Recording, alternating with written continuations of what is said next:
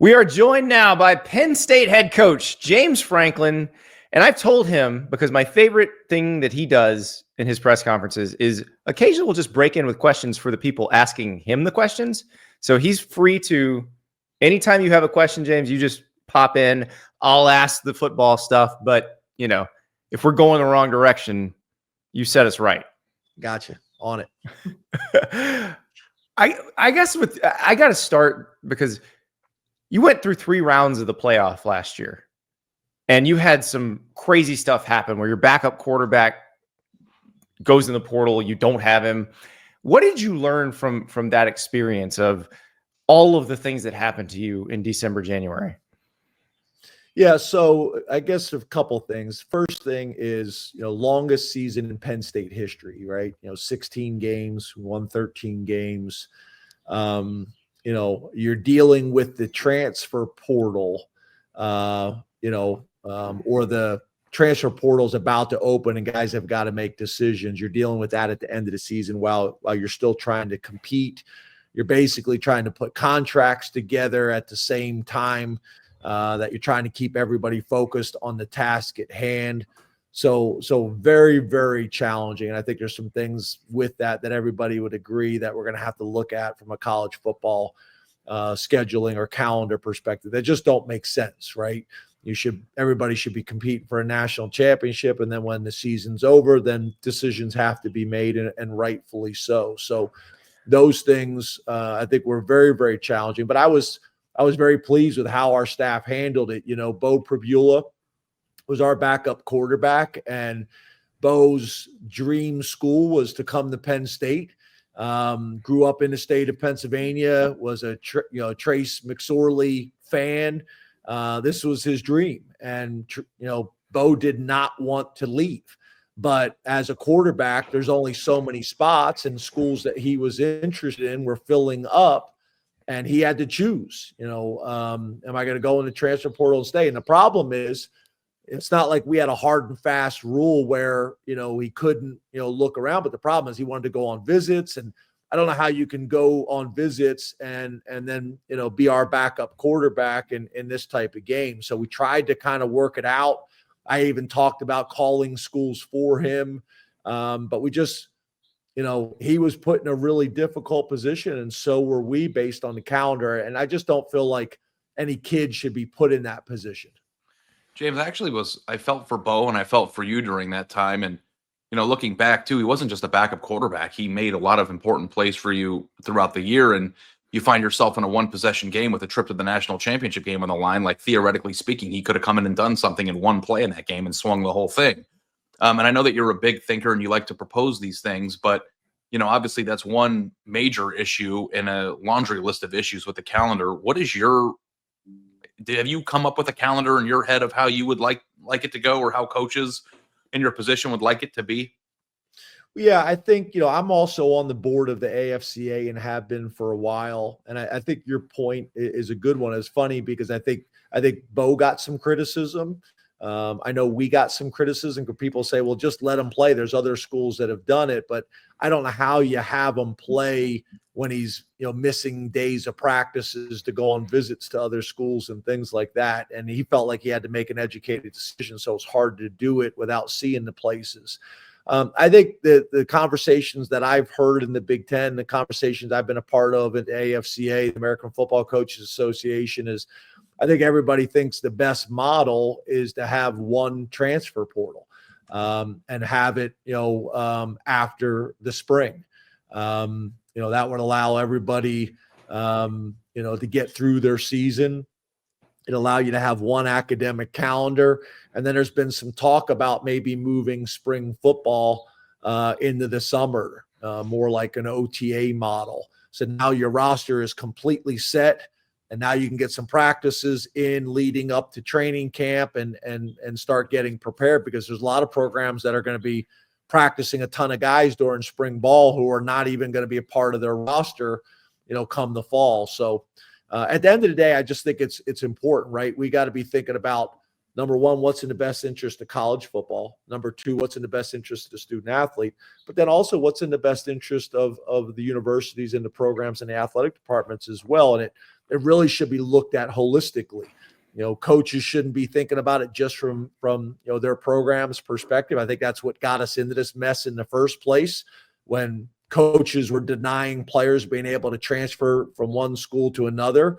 But we went from one extreme to the other, and more times than not, you'd love for the pendulum to even back out. And right now that has not happened, and I don't see it happening. So I don't think either extreme is in anybody's best interest. So one of the reasons for the Beau Pribula situation was that Drew Allar decided he was going to come back for this year. And now that you've got Drew in another spring practice and he's working with, all of his old teammates, new teammates, what can he do better than he did in a year where he took you to the semifinals? Yeah. So let me say one more thing about our previous discussion about the transfer portal. Sure. Well, what about this? So Drew announces he's coming back. I know where you're going. Beau now goes into the transfer portal to look around to leave because he's leaving because Drew's coming back. Drew goes on fire during the playoff run and now turns into not only a first-round draft choice, which he was already projected to be, but now a top 5 pick. And he felt the pressure to make an announcement. And now all of a sudden we're in a position where we lost both of them. So that was a realistic concern for me and Drew and his family. So that could have been even crazier. But I think we had multiple discussions on the show about that, James. Yeah. Like because he was playing so well. When I was in LA, I wrote a column about it. Because NFL draft analysts were like, Drew Allar's a top 10 pick. And it wasn't a heavy quarterback class this year either. Especially after you played in the Big Ten how you played in the Big Ten championship game against Oregon, played really well. Had that throw where the guy was hanging on him and he makes a throw in the end zone for a touchdown. So that was a major concern of mine. But what was your second question? I apologize. Oh, no. And I'm glad you brought that up because the other piece of that, and you brought it up a little bit, but with Beau, when he's picked Missouri, they've then committed to probably financially to him at that point. And if he keeps playing for you, then what and he gets hurt, what happens? Or in James's scenario, what if Beau pops back? Yeah. It's crazy. That happens too. I mean, we've seen players leave and go back. Yeah, the whole thing is crazy. But, what I did is I ended up talking to our leadership council and I ended up talking to our coaches about it. And, obviously, like everybody, you kind of have rules in place of how you typically handle things. But at the end of the day, each scenario is handled on a case-by-case scenario. And, again, making decisions that are in the best interest of the student athlete and in the best interest of our football program. And I don't think there's anything, there's not anyone in that scenario that didn't want to try to find a way to make it work. Beau wanted to make it work. His family wanted to make it work, and so did we. But the longer it went, the pressure on him being able to find a spot, I think put him in the pressure cooker where he felt like he had no other choice but had to make that decision. That was a tough conversation, very emotional. So my question before you asked the better question, and I told you, when you ask the questions, it gets interesting. What can Drew do to improve upon an already good year last year? Yeah, so, I get these types of questions a lot, and I don't really give the answer that I think people want me to give. But it's like a little bit of everything, right? It's not one. I think when you get to the point where we are, top 5 program, last 3 years, have won 10 or more games every single year. That hasn't happened at Penn State since, I think, 1980 to 1982, a 3-year span like that, obviously before joining the Big Ten. It's the same with us. You're going to have to get a little bit better in every area. It's not one specific thing. And I think it's the same thing with Drew. Drew, you look at him, he had a very unusual recruiting process. He started out, I think when we were recruiting, he was like a 3-star guy, then moved up late to a 4-star guy. And then at the end, he was a 5-star recruit. And some people had him as the number 1 quarterback in the country. Kind of an unusual process in today's day and age, specifically with a quarterback. But I think it's been the same way since he's been on campus. As a freshman, he was our backup quarterback, got a chance to play some significant time, made a significant jump as a sophomore, made another significant jump as a junior. You look at his numbers, you look at his wins, you look at his completion percentage, you look at his touchdown to interception ratio is off the charts. And this year took a big step in terms of his ability to make plays with his legs. Last year or 2 years ago, he was 6'5", 242 pounds. This year he was like 6'5", 235, and was able to keep people honest with your legs, which is such a big part of college football and even the NFL now. And I just think that's the next thing for him to do, is continue growing in all those areas. He's an extremely driven and motivated guy. He wants to be great. He approaches it the right way, both mentally and physically. And I think he's just going to continue to take steps in the right direction this year. I also think having one of the better offensive lines in college football, having 2 running backs rush for 1,000 yards last year coming back. Although we lost Tyler Warren, I still think we got one of the better tight end rooms in America. And we're going to need a little bit more production at the wide receiver room, which is why we went into the transfer portal, took 2 guys. Not that we don't believe in the guys that we have in our locker room, but we just needed to raise the competition in that room, because that's going to be an important piece for us moving forward. A few more games in the passing game, specifically in big games. Whataburger bringing us to San Antonio. That's right. We're going to be broadcasting live on Saturday in San Antonio before the big basketball games. And I believe we'll have the Whataburger food truck. So come join us, eat with us. And oh, by the way, if you're visiting a Whataburger anytime soon, and I suggest you do right now, because guess what is back? The mushroom Swiss burger. And honestly, it deserves a welcome party. 2 juicy all-beef patties, melty cheese, and 2 layers of perfectly grilled mushrooms bring the rich, hearty goodness. And let's not forget the creamy au jus sauce, tying it all together like a perfect bite-sized symphony. But here's the catch. It is only for a limited time. So don't be the person wishing they got it after it's gone. Grab yours today. And oh, by the way, April 4th through the 7th, double points when you order Whataburger. Double loyalty points. James, I was at the 2018 game where you gave the famous great to elite speech after the game. And you guys are now coming off of a season in which you were in the semifinal for the first time and were a possession away from the national championship. On the other side of the coin, there are people who criticize you and your record against top 5 opponents.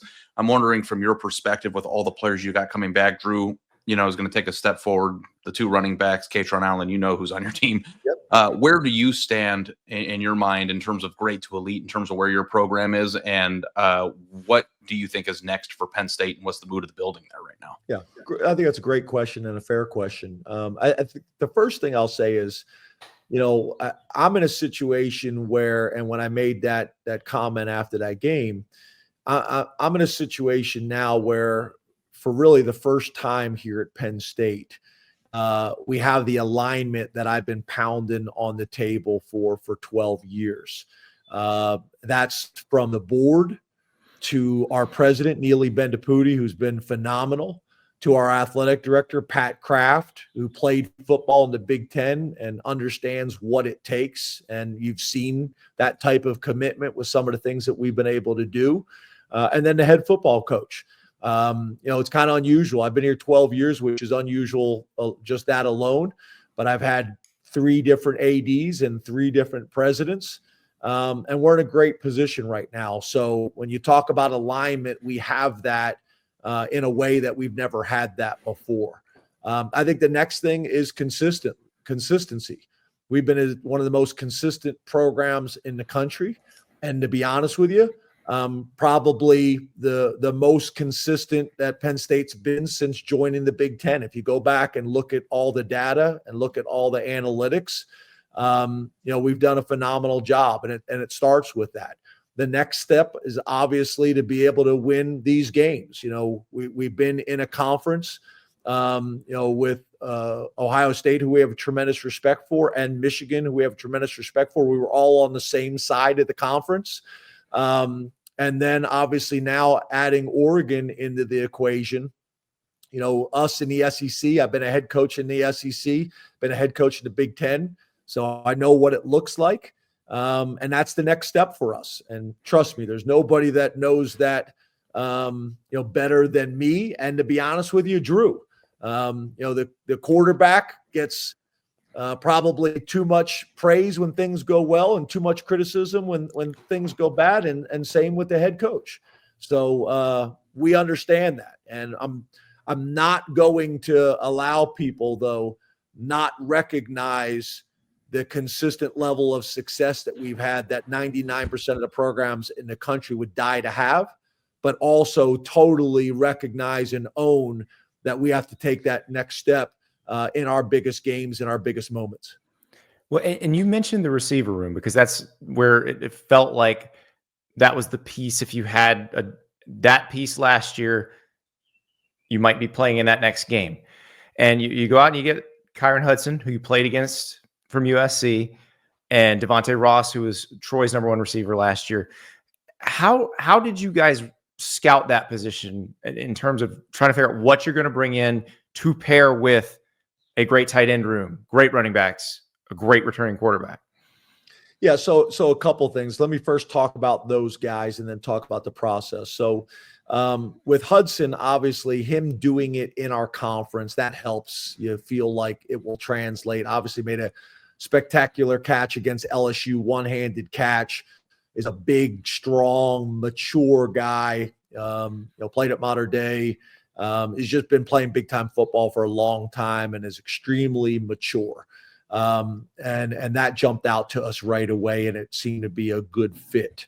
When you talk about Ross, the thing that we felt good about that it would translate is I got a ton of respect for Iowa on the defensive side of the ball and on special teams.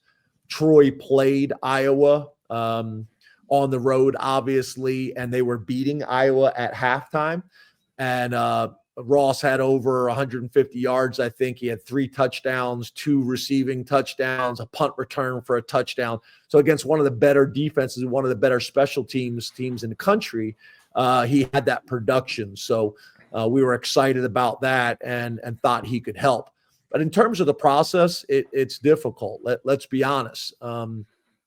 If you're going to try to do it, under the rules and how we're all supposed to be operating, the best players in the transfer portal, most of them have made the decision before they've ever gone into the transfer portal.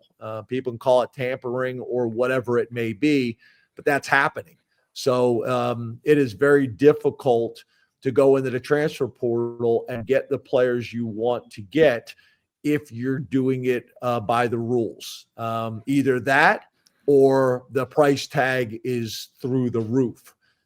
So it is challenging. Where we've had success is guys that we recruited out of high school that we already have a really good relationship with, that we knew them and their families. Because here's the other issue.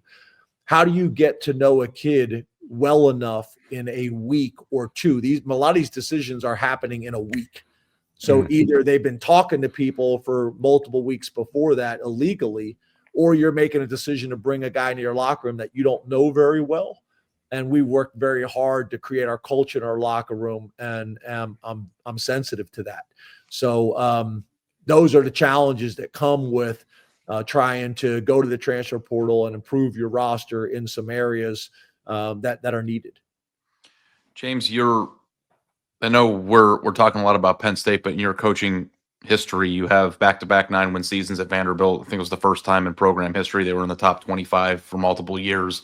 And I'm wondering, with all the evolution in the sport right now, and being a coach who has gotten a lot out of a place that traditionally hasn't had much, I'm wondering, with these new rules and all those, do you think that there is an avenue from your perspective that some of the teams that are perceived to be at the bottom of the food chain might be just more difficult to beat moving forward than they've been in the past? And how would that look like to you?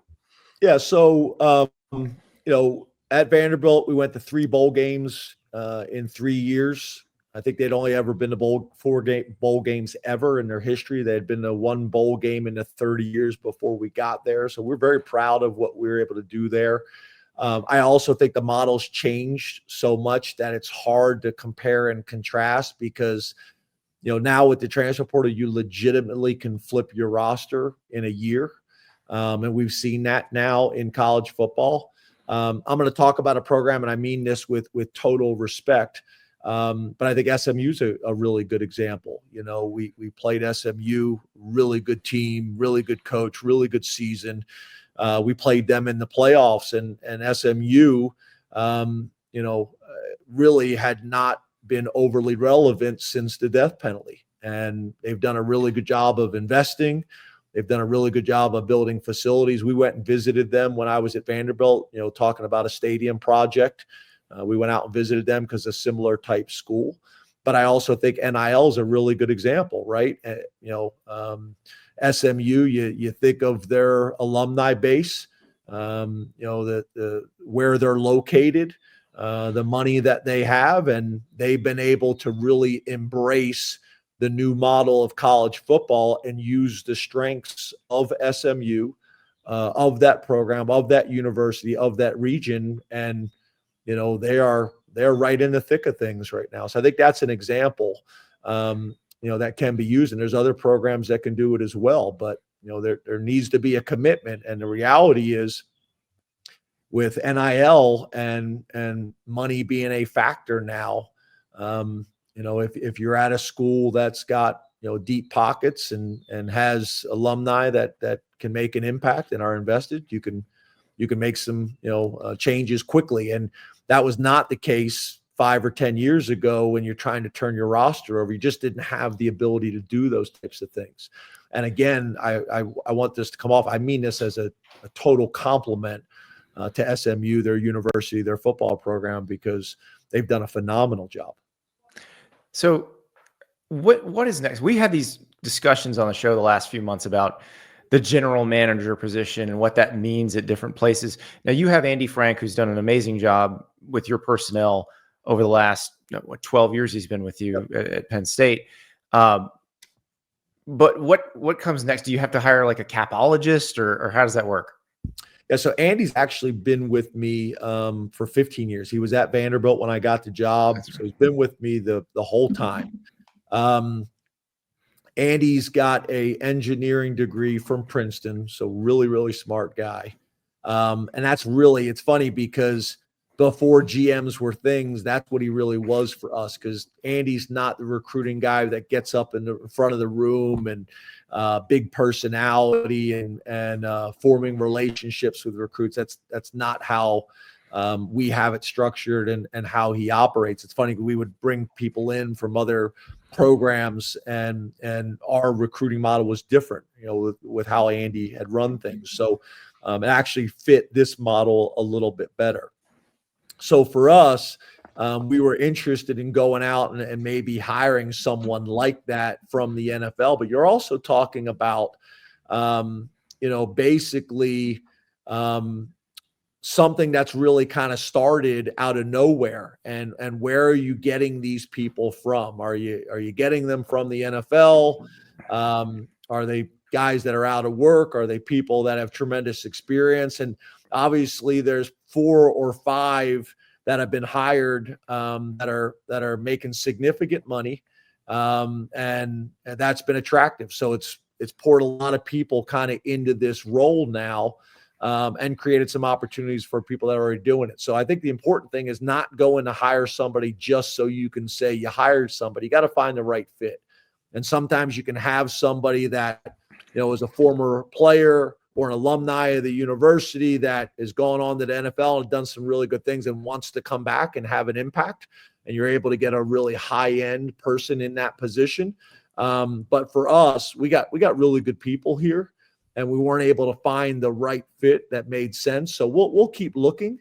We were able to bring back one of our former players, and he's done a really good job of working in this area. And he was actually working as a player rep in terms of representing players as an agent. So he gives us a different perspective in that room as well. And I think that's been valuable. But everybody's kind of looking at this and trying to put together the best they can from a personnel department. And we've done the same thing. One more question, and we wrap up with this one every time. James Franklin, what is your rule for life?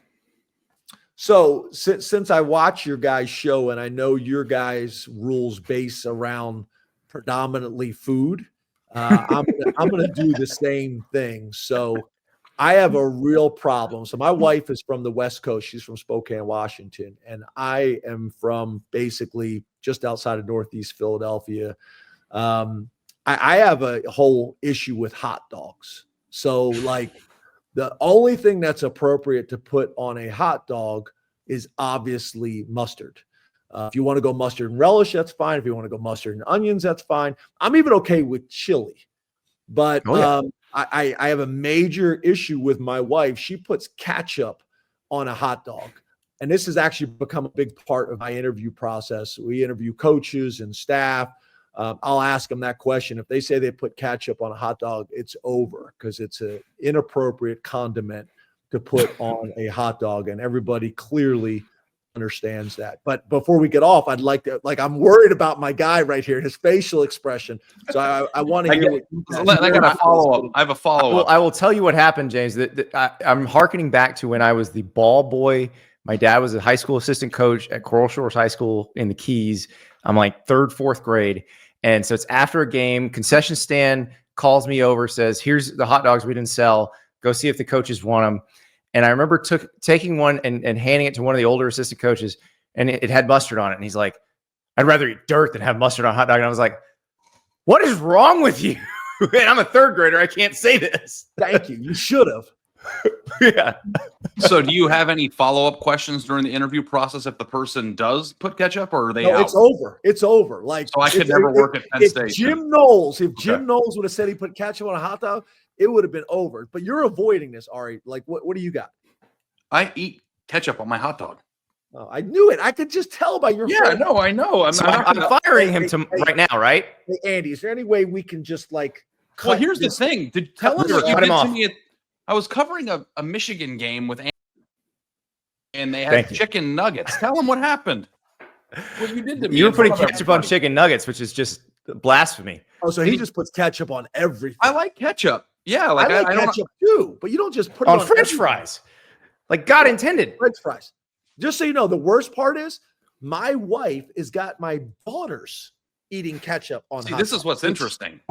You won't hire somebody to work for you who does this, but you'll share your life with them? Well, you think I got an option here? You think I can it's you my wife and daughters. My wife brainwashed. But you didn't know at the time to ask before the dating commenced? That's a fair point. That's how we got here, though. That's my point. That's how we got to this. I would go to work. My wife would spend all day long brainwashing my daughters on ketchup on a hot dog. It's ridiculous. Well, if I ever get a chance to work in your organization, I will answer that question correctly. You're qualified. I'm not. You're good. You're qualified. He's not. That's exactly right.